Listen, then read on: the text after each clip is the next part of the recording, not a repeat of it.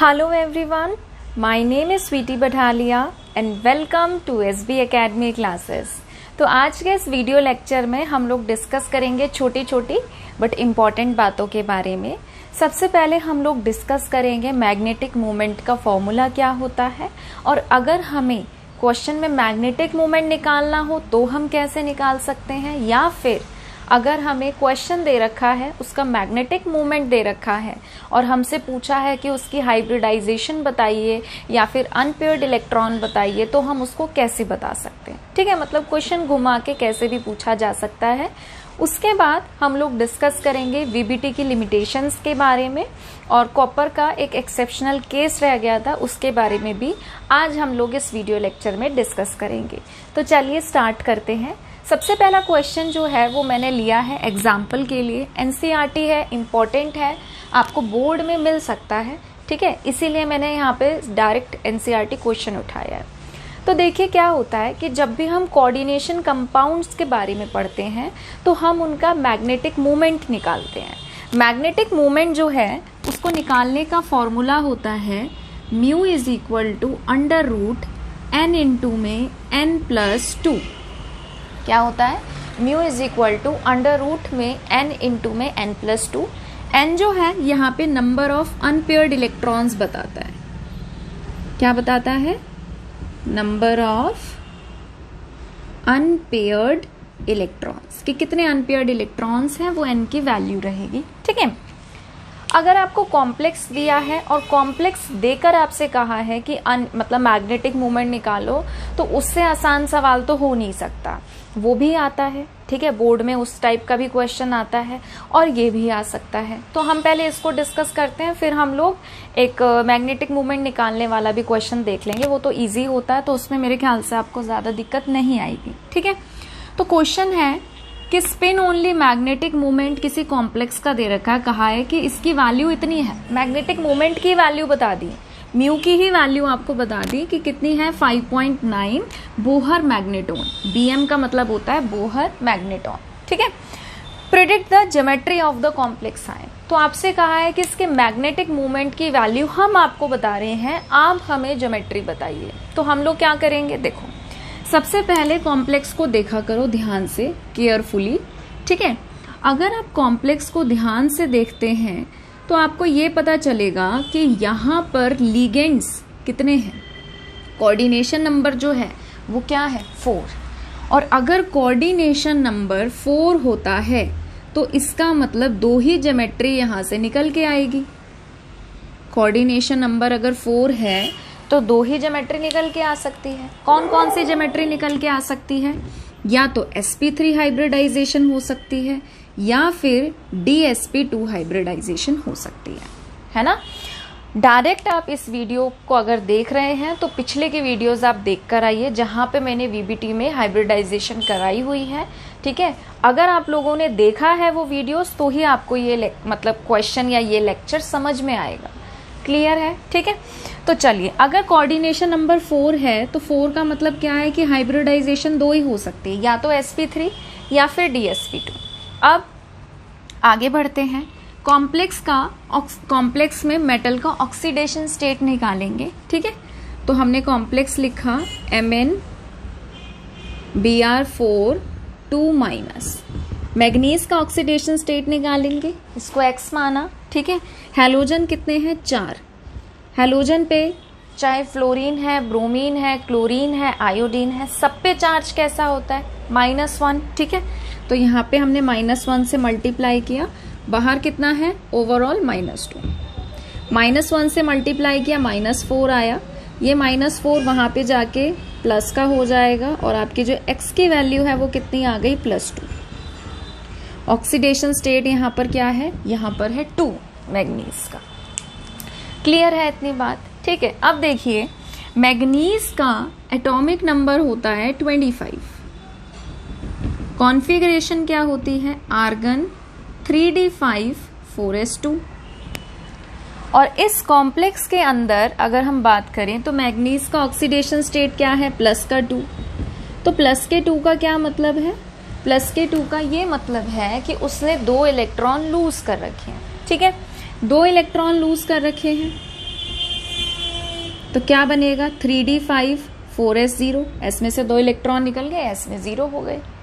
Clear है इतनी बात? ठीक है। अब देखिए D में 5 इलेक्ट्रॉन है। मैं पूरा VBT नहीं बना रही क्योंकि अभी हमें VBT से मतलब थोड़ी ना VBT करके दिखाना है या समझाना है, हमें तो हाइब्रिडाइजेशन निकालनी है। ठीक है, तो D में 5 है, मैंने 5 इलेक्ट्रॉन भर दिए, S खाली पड़ा है। ठीक है, P खाली पड़ा है।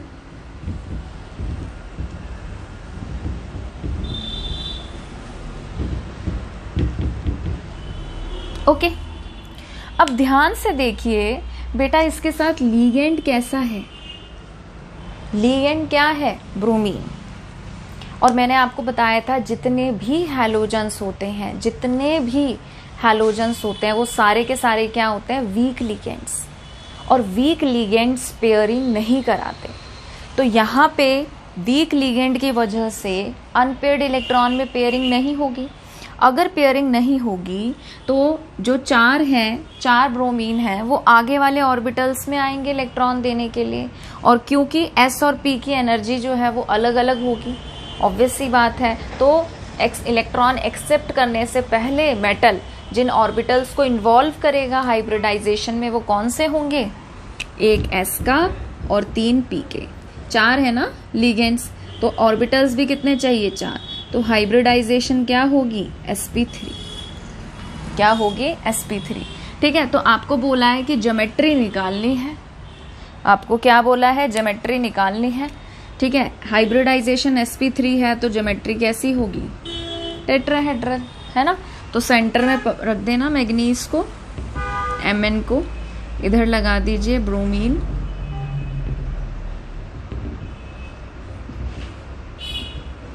ठीक है, और ये क्या हो गया? 2-। क्लियर है? समझ में आया? तो बहुत आसान सा था।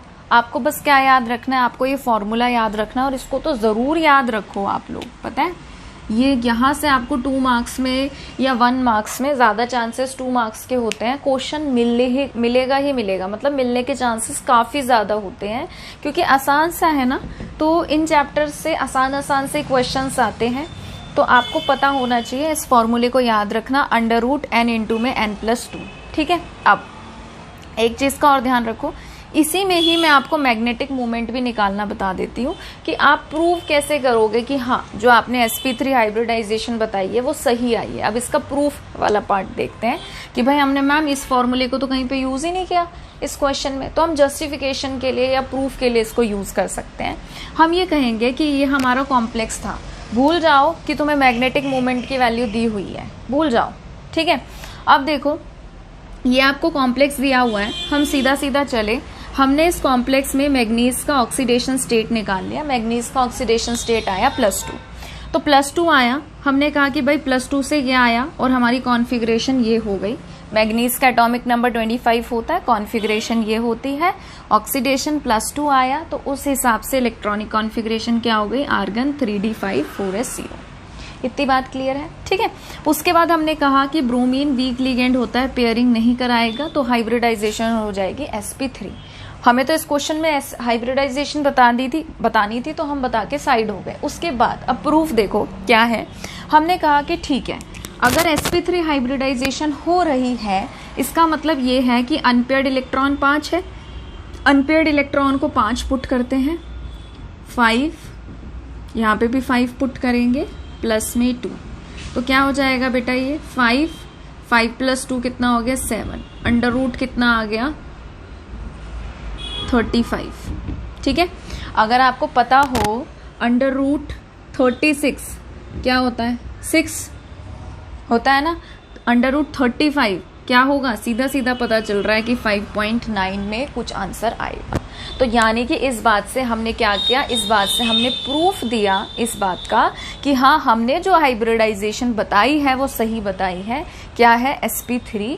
ज्योमेट्री क्या होगी? टेट्राहेड्रल। क्योंकि अगर dsp2 होता तो एक d को खाली होना पड़ता। अगर एक d को खाली होना पड़ता तो एक इलेक्ट्रॉन की यहाँ पेयरिंग होती।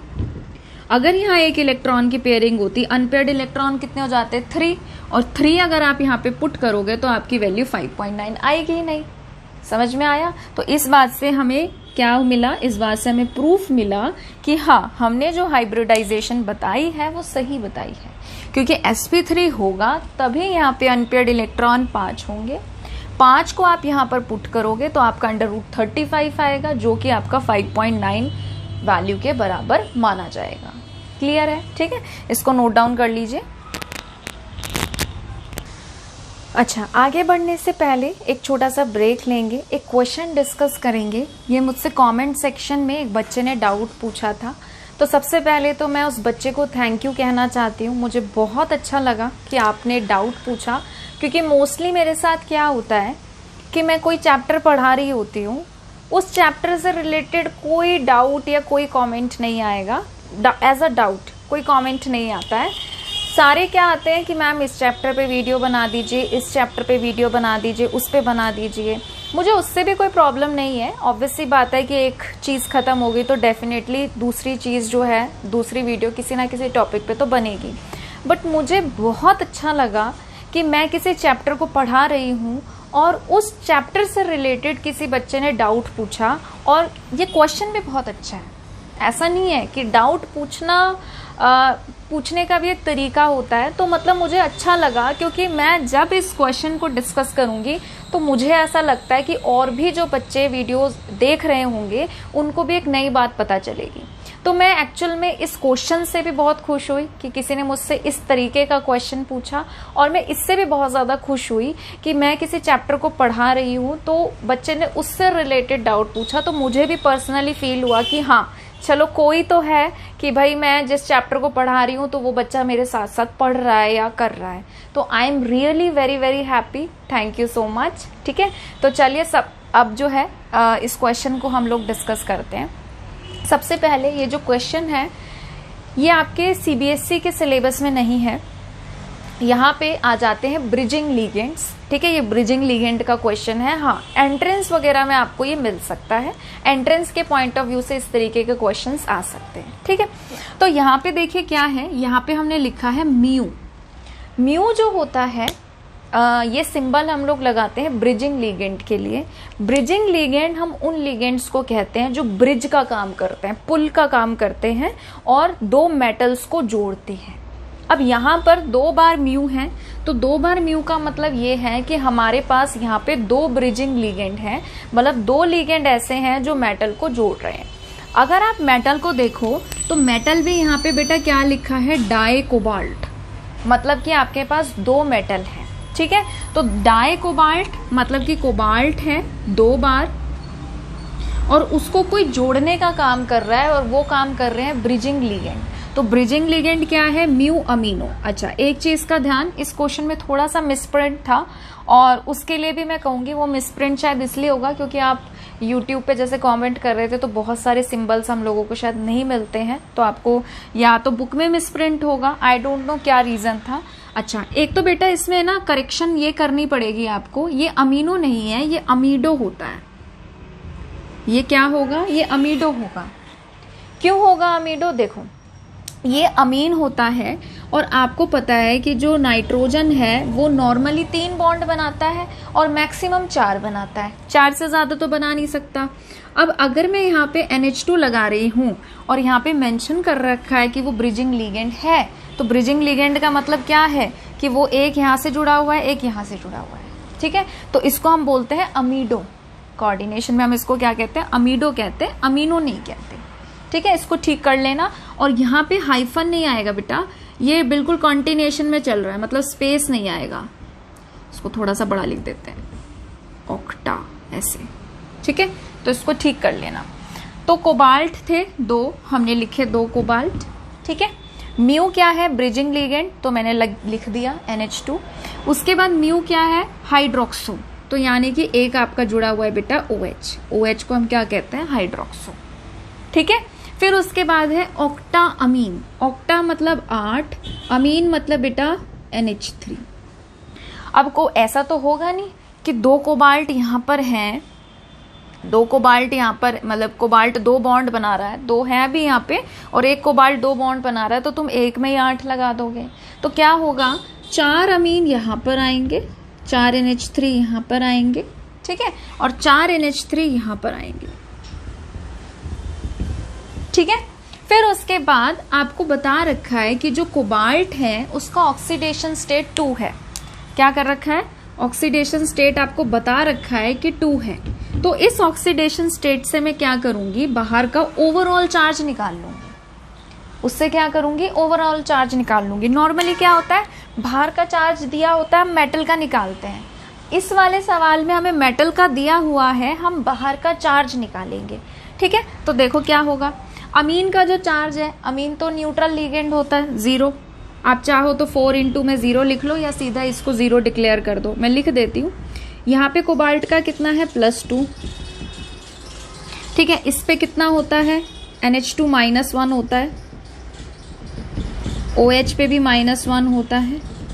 फिर इसका कितना है, +2, और इस पे कितना है, 4 इंटू में 0, और इसका हमको निकालना है x। ठीक है, तो इसको मैंने हटा दिया, 0 से मल्टीप्लाई होके 0 हो गया, ये भी 0 से मल्टीप्लाई होके 0 हो गया। क्या क्या आ गया बेटा, +2 +2 +4 हो गया, और ये क्या हो गया, -2। x की वैल्यू जो है वो आपकी आ गई +2। अगर x की वैल्यू +2 आ गई है, आपको बोला है, स्पेस दे के बोला है कि बाहर सल्फेट लिखा है। आपको पता है सल्फेट जो है वो क्या होता है, SO4 2- है ना। तो जब आप यहाँ पर SO4 2- लिखोगे तो वो 2- से ये +2 न्यूट्रलाइज हो जाएगा और SO4 आ जाएगा। मैंने क्यों ये निकाला, मैंने ये इसलिए निकाला क्योंकि अगर यहाँ पे कुछ और आता तो हमें SO4 को भी लिखना पड़ता कि भाई SO4 एक बार आएगा, 2 बार आएगा, 3 बार आएगा, कितनी बार आएगा।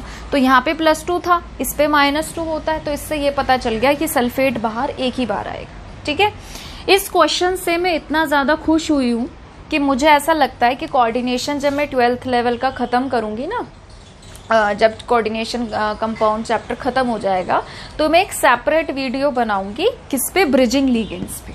ठीक है, तो जिस भी बच्चे ने डाउट पूछा है, मैं स्पेशली, क्योंकि आपने पूछा है तो ये मेरी तरफ से आपके लिए गिफ्ट रहेगा कि मैं सेपरेट वीडियो बनाऊंगी ब्रिजिंग लिगेंड्स पे, और ब्रिजिंग लिगेंड्स की क्या नेमिंग किस तरीके से की जाती है, क्या रूल्स फॉलो अप होते हैं, किसको क्या कहते हैं, ये मैं आपको एक सेपरेट वीडियो में बताऊंगी, पर वो चैप्टर खत्म होने के बाद मैं बनाऊंगी। ठीक है, तो थैंक यू सो मच इस डाउट के लिए। अब हम लोग आगे बढ़ते हैं।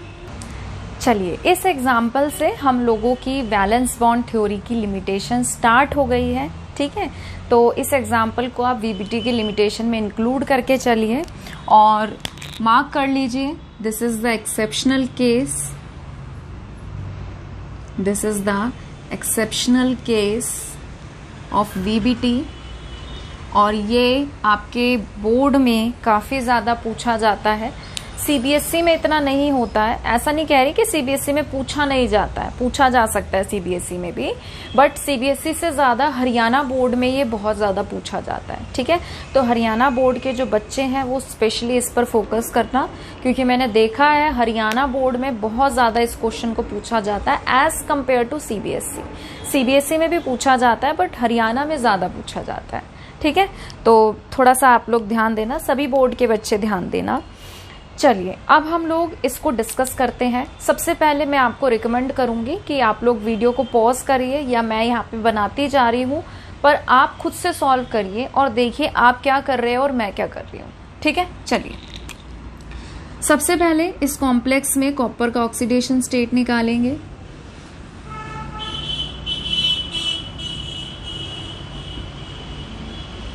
अमोनिया न्यूट्रल होता है तो 0। ठीक है, x की वैल्यू आ गई +2। कॉपर का एटॉमिक नंबर कितना होता है बताइए। कॉपर का एटॉमिक नंबर होता है 29। कॉन्फ़िगरेशन इसकी एक्सेप्शनल रहती है। ठीक है, क्या रहती है, आर्गन और 3d10 कितनी रहेगी, 4s1। क्या होती है, 3d10 4s1। ठीक है, ऐसे नहीं लिखना है, अगर आप ऐसे लिखेंगे 3d9 4s2 गलत हो जाएगा। ठीक है। क्रोमियम और कॉपर एक्सेप्शनल कॉन्फ़िगरेशन शो करते हैं। 2 रीज़न रहते हैं इसके, हम पढ़ते भी हैं 11th में, है ना, स्ट्रक्चर ऑफ एटम के लास्ट में पढ़ते हैं क्या, एक तो सिमेट्री इफेक्ट और एक एक्सचेंज एनर्जी इफेक्ट। इन 2 फैक्टर्स की वजह से एक्सेप्शनल बिहेवियर रहता है इनका। जब मैं उस पर वीडियो बनाऊंगी तब आप पढ़ सकते हैं वहाँ पे, अभी तो फिलहाल यहाँ पर फोकस करते हैं। तो यहाँ पे कॉपर का ऑक्सीडेशन स्टेट क्या आया, +2। तो +2 के हिसाब से कॉन्फ़िगरेशन क्या हो जाएगी, आर्गन 3d9 4s0। ठीक है। इलेक्ट्रॉन्स फिल करते हैं।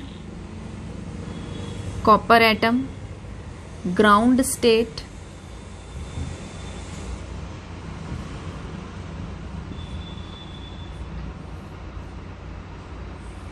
थ्री में भरी है इलेक्ट्रॉन, ज्यादा छोटा हो गया।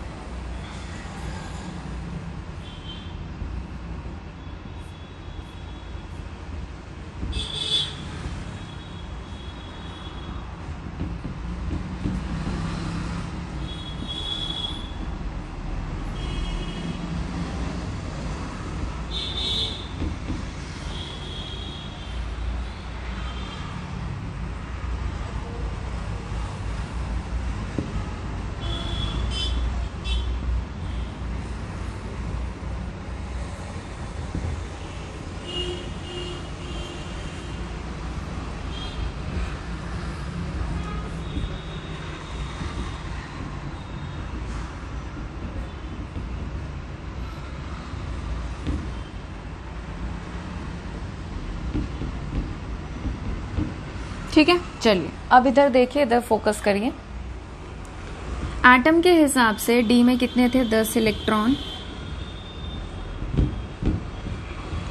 एस में कितने थे, 1। ठीक है। फिर आयन की बात अगर हम करें तो डी में कितने थे, 9। एस में कितने थे, 0। अब आपको क्या लगता है कि क्या होना चाहिए? सिंपल सी बात है, यहाँ पे तो भूल ही जाओ कि अमोनिया स्ट्रांग है कि वीक है। यहाँ पे तो वो बात ही नहीं मैटर कर रही। क्यों?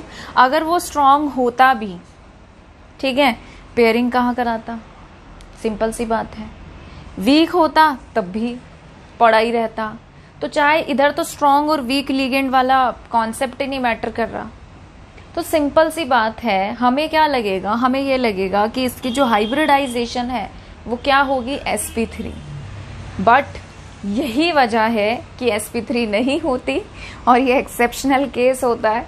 तो इसमें होता क्या है कि जो इलेक्ट्रॉन है वो जंप करता है कहाँ से, 3d से 4p में। कहाँ जंप करता है, 3d से 4p में। और हाइब्रिडाइजेशन जो है इसकी वो क्या होती है, वो होती है dsp2।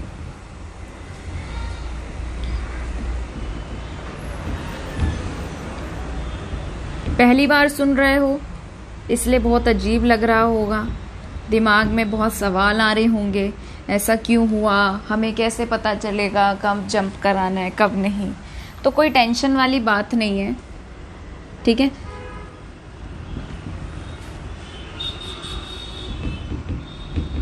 बिल्कुल भी कोई टेंशन वाली बात नहीं है। ऐसे क्यों हुआ ये मैं आपको इस वीडियो लेक्चर में नहीं बताऊंगी, क्योंकि इस चीज़ का एक्सप्लेनेशन दिया CFT ने, और CFT ने क्या चीज़ें बताई, कैसे इम्प्लीमेंट होता है, उसके लिए पहले आपको CFT के पोस्टुलेट्स पढ़ने पड़ेंगे। ठीक है। ऐसे वैसे भी आपको समझ में नहीं आएगा। तो हुआ क्या कि जो एक इलेक्ट्रॉन है वो D से कहाँ जंप करता है, 4p में। 4p में चला जाता है, D का एक ऑर्बिटल खाली हो जाता है और हाइब्रिडाइजेशन जो है वो क्या हो जाती है, dsp2। dsp2 रहेगी, कॉपर सेंटर में रहेगा और 4 अमोनिया ऐसे एक प्लेन में रहेंगे।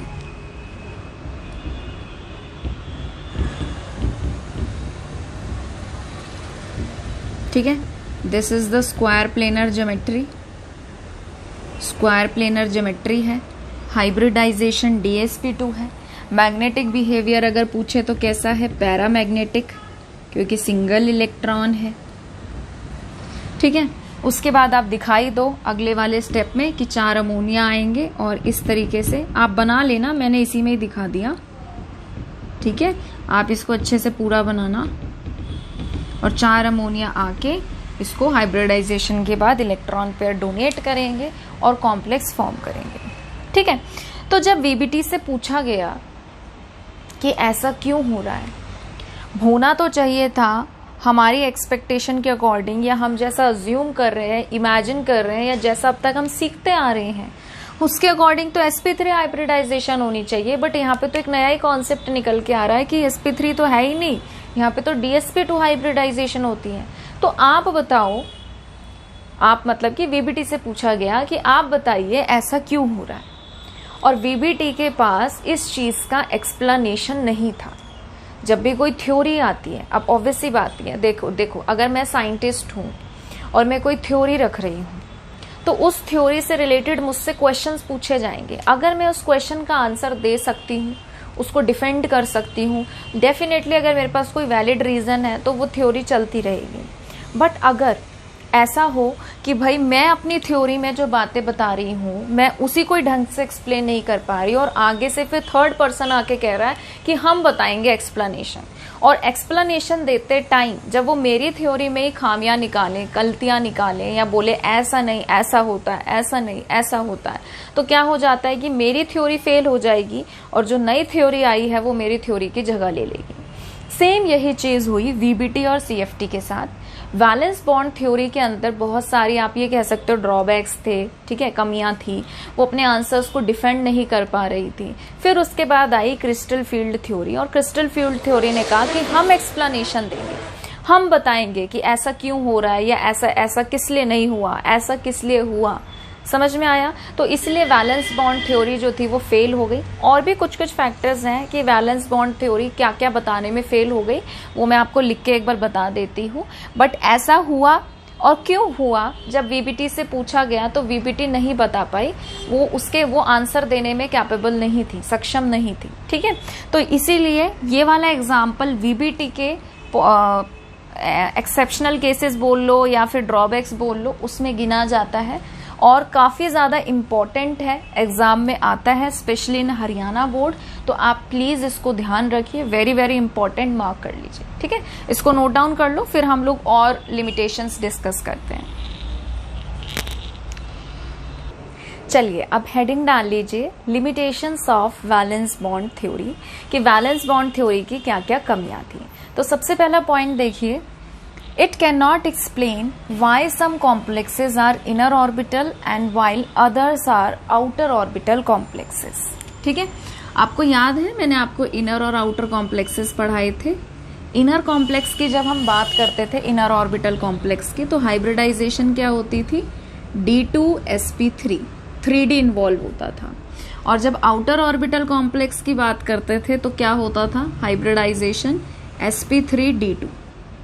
तो वीबीटी से पूछा गया, क्रॉस क्वेश्चनिंग की गई कि बताओ ऐसा क्या हो रहा है, या आपके पास कोई रीजन है या आपके पास कोई एक्सप्लेनेशन है जिससे आप ये बता सको कि क्यों कुछ कॉम्प्लेक्सेस जो हैं वो इनर ऑर्बिटल हैं और क्यों कुछ ऐसे कॉम्प्लेक्सेस हैं जो sp3d2 आउटर ऑर्बिटल कॉम्प्लेक्सेस हैं। ऐसा क्या है, आप इस विषय में क्या कहना चाहोगे, क्या टिप्पणी देना चाहोगे। तो वीबीटी के पास इस चीज का कोई एक्सप्लेनेशन नहीं था कि ऐसा क्यों हो रहा है कि कुछ कॉम्प्लेक्सेस जो हैं वो इनर कॉम्प्लेक्सेस हैं और कुछ कॉम्प्लेक्सेस जो हैं वो क्या हैं, आउटर ऑर्बिटल कॉम्प्लेक्सेस हैं। तो ये वीबीटी की कमियों में से एक है कि वो इस चीज का एक्सप्लेनेशन नहीं दे पाई। दूसरा, जो मैंने आपको गला फाड़ फाड़ के समझाया था, क्या, it does not distinguish between weak and strong ligands. मैंने आपको कहा भी था कि जो वीबीटी है, वीबीटी नहीं बता पाई थी कि कब पेयरिंग होगी, कब पेयरिंग नहीं होगी। और जब मैं आपको समझा रही थी स्ट्रॉन्ग और वीक लिगेंड वाला कॉन्सेप्ट, तब मैंने आपको कहा भी था कि ये सीएफटी का पॉइंट है, इसको कभी वीबीटी में मत लिखना, पर अपने दिमाग में रखो ताकि आपको सॉल्व करते टाइम आसानी रहे कि क्वेश्चन को कैसे सॉल्व करना है। इतना मैं बोलती हूँ बार बार, जब भी मैं कराती हूँ मैं हमेशा इस चीज को बोलती हूँ कि स्ट्रॉन्ग और वीक लिगेंड वाला कॉन्सेप्ट सीएफटी का है, वीबीटी में कभी नहीं लिखना। फिर भी बच्चे लिखते हैं।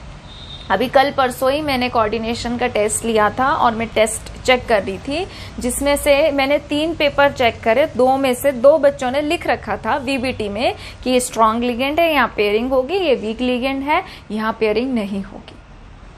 कई बार बेटा मैंने आपको कई बार बताया है कि वीबीटी तो बता ही नहीं पाया था। अगर वीबीटी ने बता दिया होता तो इसकी तो आधी लिमिटेशंस वैसे ही गायब हो चुकी होती। वीबीटी को नहीं पता था स्ट्रॉन्ग और वीक लिगेंड वाला कॉन्सेप्ट, वो सीएफटी बाद में जब आई है तब सीएफटी ने दिया। पर मैं आपको इसलिए समझाती हूँ, बता देती हूँ, ताकि आप वीबीटी के क्वेश्चंस जब करो तो आपको सॉल्व करते टाइम दिमाग में रहे कि अच्छा ये ऐसे हो रहा है, अच्छा ये ऐसे हो रहा है और क्यों हो रहा है। नहीं तो हर क्वेश्चन का थोड़े ना हम लोग रट्टा मारेंगे। ठीक है, उसके बाद तीसरा क्या है, the magnetic behaviour predicted by VBT is sometimes misleading. कई बार क्या होता था, वीबीटी की मदद से जब हम सोचते थे कि भाई हाँ ये इसका क्या होगा, मैग्नेटिक बिहेवियर होगा, वो वैसा होता नहीं था। कैसे, देखो आपको इस एग्जाम्पल से बहुत अच्छे से समझ में आएगा। मान लीजिए निकल का कोई कॉम्प्लेक्स है, कोई भी कॉम्प्लेक्स आप मान लो, ठीक है, और उस कॉम्प्लेक्स में मान लीजिए निकल का ऑक्सीडेशन स्टेट है +2। नॉर्मली निकल का एटॉमिक नंबर क्या होता है 28। कॉन्फ़िगरेशन क्या होगी, आर्गन 3d8 4s2 होगी। ठीक है, अगर किसी कॉम्प्लेक्स को मैं ऐसा कॉम्प्लेक्स ले रही हूं जिसमें निकल का ऑक्सीडेशन स्टेट +2 है, तो कॉन्फ़िगरेशन क्या हो जाएगी बेटा, आर्गन 3d8 4s0 ये हो जाएगी। ठीक है, अब देखो मैं इसका बना रही हूं, ठीक है, सिर्फ वही बना रही हूं जिसकी हमको जरूरत है, फालतू का मैं पूरा नहीं बना रही हूं, वेस्टेज ऑफ टाइम। ठीक है, 3d 4s 4p। अब 3d है, मैंने भरे इलेक्ट्रॉन 1 2 3 4 5 6 7 8। अज्यूम कर लो आपके पास स्ट्रॉन्ग लिगेंड है, आपके पास स्ट्रॉन्ग लिगेंड है, और स्ट्रॉन्ग लिगेंड क्या कराता है बेटा, पेयरिंग। ठीक है, ऐसा अज्यूम करके चल लो कि स्ट्रॉन्ग लिगेंड है और स्ट्रॉन्ग लिगेंड क्या कराता है, पेयरिंग। तो स्ट्रॉन्ग लिगेंड अगर पेयरिंग कराता है, ठीक है, तो ये वाला जो इलेक्ट्रॉन है ये यहाँ आ जाएगा, ये यहाँ आ जाएगा। और हाइब्रिडाइजेशन जो है, मान लीजिए आपके पास स्क्वायर प्लेनर ज्योमेट्री है, क्या है, स्क्वायर प्लेनर ज्योमेट्री अज्यूम कर लो। मैं जो बताना चाह रही हूँ मैं बता दूंगी, आप ये सब ऐसे अज्यूम करते हुए चलो कि निकल है, कोई कॉम्प्लेक्स है, उसमें निकल +2 ऑक्सीडेशन स्टेट शो कर रहा है, स्ट्रॉन्ग लिगेंड, उसने पेयरिंग करा दी इलेक्ट्रॉन की, और स्क्वायर प्लेनर ज्योमेट्री है। तो स्क्वायर प्लेनर ज्योमेट्री है तो हाइब्रिडाइजेशन क्या हो जाएगी, एक D का इन्वॉल्व हुआ, D, एक S का और 2 P की, तो हाइब्रिडाइजेशन हो गई DsP2। ये हमने एक बात अज्यूम करी। ठीक है, तो हम इस डाटा से ये चीज कह सकते हैं कि जब भी निकल +2 का ऑक्सीडेशन स्टेट शो करेगा, 4 लिगेंड अगर होंगे और लिगेंड अगर स्ट्रॉन्ग लिगेंड है तो पेयरिंग करा के हमेशा हाइब्रिडाइजेशन DsP2 होगी और हमेशा ज्योमेट्री स्क्वायर प्लेनर होगी। यहां तक की बात ठीक है, कोई दिक्कत भरी बात नहीं है। बट जब हम ये कहें कि हमेशा उसमें मैग्नेटिक बिहेवियर, सारे क्या है इसमें पेयर्ड, सारे के सारे क्या है इसमें पेयर्ड, अगर हम ये कहें कि हमेशा ये डायामैग्नेटिक होगा तो ये बात हमारी गलत साबित हो जाएगी। ऐसा क्यों होता है, ऐसा इसलिए होता है कि जब एक्सरे स्टडीज की गई वीबीटी के टाइम, सीएफटी आपको इन सभी बातों का एक्सप्लेनेशन देगा बेटा। ठीक है, जब आप सीएफटी पढ़ोगे आपको बहुत मजे आएंगे पढ़ते टाइम।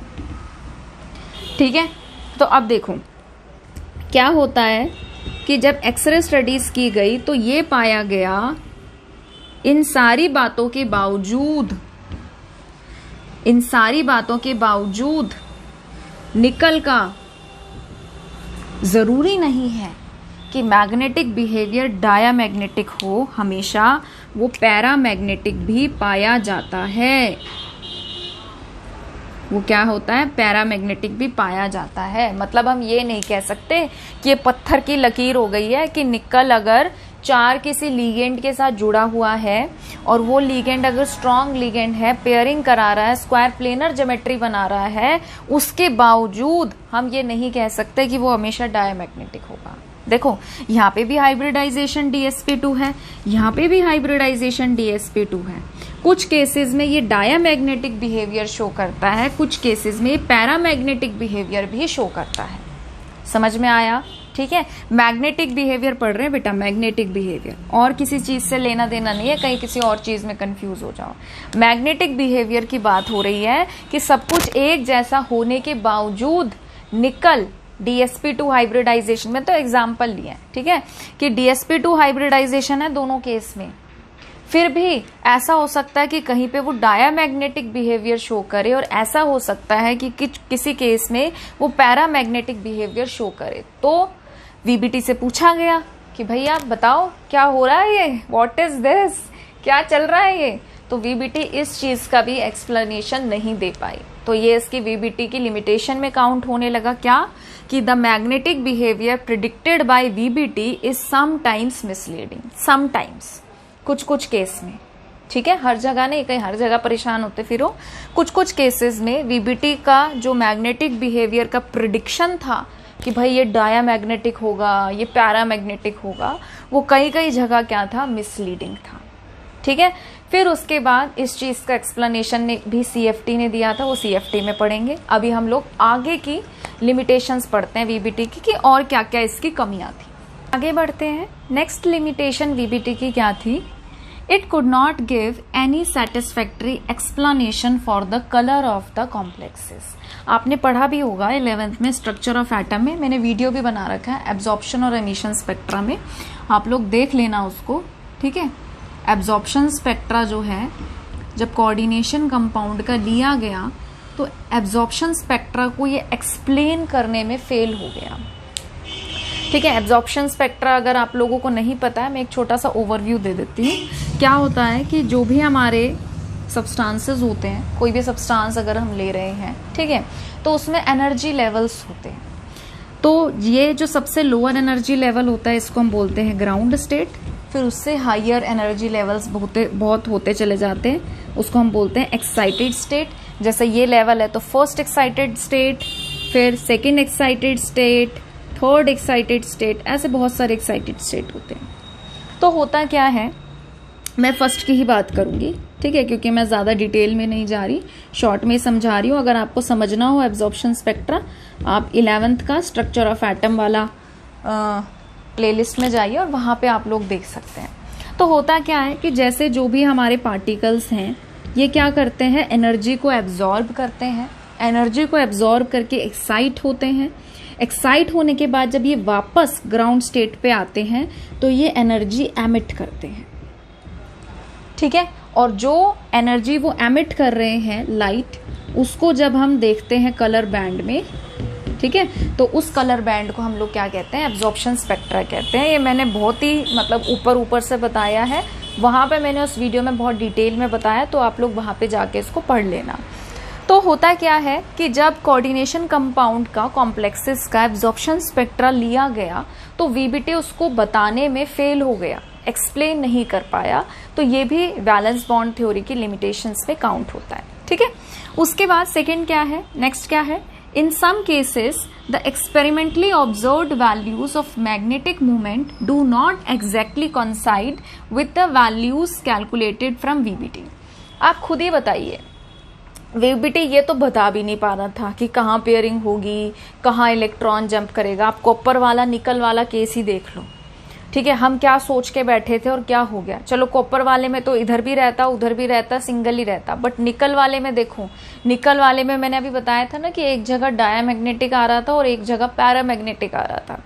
तो जब VBT को यही नहीं पता था कि कहाँ पेयरिंग होगी कहाँ पेयरिंग नहीं होगी, आप इस फॉर्मूले में वैल्यू पुट करके कैसे बता दोगे कि आपके मैग्नेटिक मोमेंट की वैल्यू ये आएगी। अगर डायामैग्नेटिक लेके चलोगे तो अनपेयर्ड इलेक्ट्रॉन की वैल्यू 0 हो गई, मैग्नेटिक मोमेंट 0 आ गया। अगर पैरामैग्नेटिक है तो आप यहाँ पे n की वैल्यू कुछ पे पुट करोगे, अनपेयर्ड इलेक्ट्रॉन की तो कुछ वैल्यू आएगी। तो VBT तो यही नहीं बता पा रहा था कि कहाँ पेयरिंग होगी कहाँ पेयरिंग नहीं होगी। तो ये तो आप किसी एंगल से आपको लगता है कि आप मैग्नेटिक मोमेंट की वैल्यू सही बता पाओगे। ठीक है, तो ये भी इसकी क्या है, कमियों में से एक है कि कुछ केसेस में क्या था, हम जो एक्सपेरिमेंटली देखते थे वो वैल्यू अलग आती थी और थ्योरेटिकली देखते थे वो वैल्यू अलग आती थी। हर जगह नहीं, पर जहां जहां एक्सेप्शनल केसेस थे वहां वहां एक्सपेरिमेंटल वैल्यू और कैलकुलेटेड वैल्यू जो थी वो अलग अलग आ रही थी।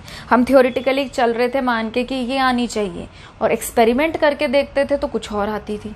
तो ये भी फिर वीबीटी से पूछा गया, वीबीटी इस चीज का भी एक्सप्लेनेशन नहीं दे पाई, तो ये भी उसकी कमियों में काउंट होने लगा।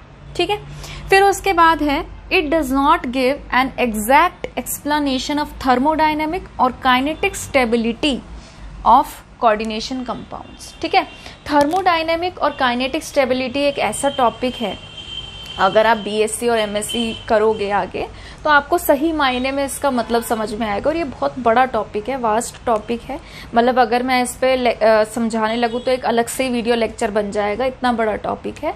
बट क्योंकि अभी हम 12th में हैं तो मैं आपको बस आपके लेवल का बताती हूँ और थोड़ा सा एक बेसिक आइडिया दे देती हूँ कि क्या है। अदरवाइज बताने को तो इसमें बहुत कुछ है, पर वो आपके काम का ही नहीं है, तो क्या करोगे जान के। थर्मोडायनेमिक जो है, थर्मोडायनेमिक स्टेबिलिटी हमको ये बताता है कि वो किस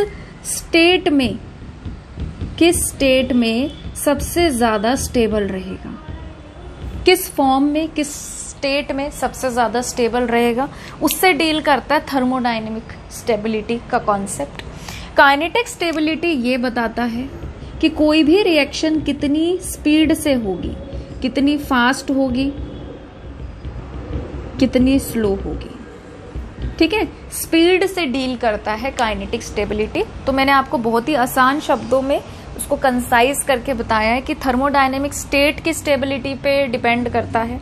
ठीक है, डेल्टा जी हम यहाँ पर निकालते हैं फ्री एनर्जी, फिर उससे देखते हैं कि के की वैल्यू क्या आ रही है, कौन सा डोमिनेट करेगा कौन सा नहीं करेगा, वहां पे हम नहीं जा रहे हैं। तो बस आप इतना ध्यान रखिए कि जब वैलेंस बॉन्ड से पूछा गया, वैलेंस बॉन्ड थ्योरी से पूछा गया कि बताइए कि किस स्टेट में कोऑर्डिनेशन कंपाउंड ज़्यादा अच्छे से एग्जिस्ट करेगा, कहाँ पे रिएक्शन फास्ट शो करेगा, कहाँ पे रिएक्शन स्लो शो करेगा। ठीक है, तो ये सब बातें बताने में भी वीबीटी जो थी वो फेल हो गई। तो टोटल हम लोगों ने वीबीटी की 6 लिमिटेशंस डिस्कस करी, जिसमें वो कॉपर वाला एग्जाम्पल भी आता है कि वो हमने इलेक्ट्रॉन आगे प्रमोट कर दिया, हम सोच के बैठे थे हाइब्रिडाइजेशन क्या होगी sp3 और हो क्या गई dsp2। ठीक है, निकल वाला केस मैंने डिस्कस किया। तो ऐसी 1000 कमियां थी वैलेंस बॉन्ड थ्योरी के अंदर, और इन कमियों की वजह से धीरे धीरे ये मतलब फेलियर की तरफ चली गई, और इसकी जगह फिर किसने ले ली, क्रिस्टल फील्ड थ्योरी ने, जिसको हम नेक्स्ट वीडियो लेक्चर में डिस्कस करेंगे।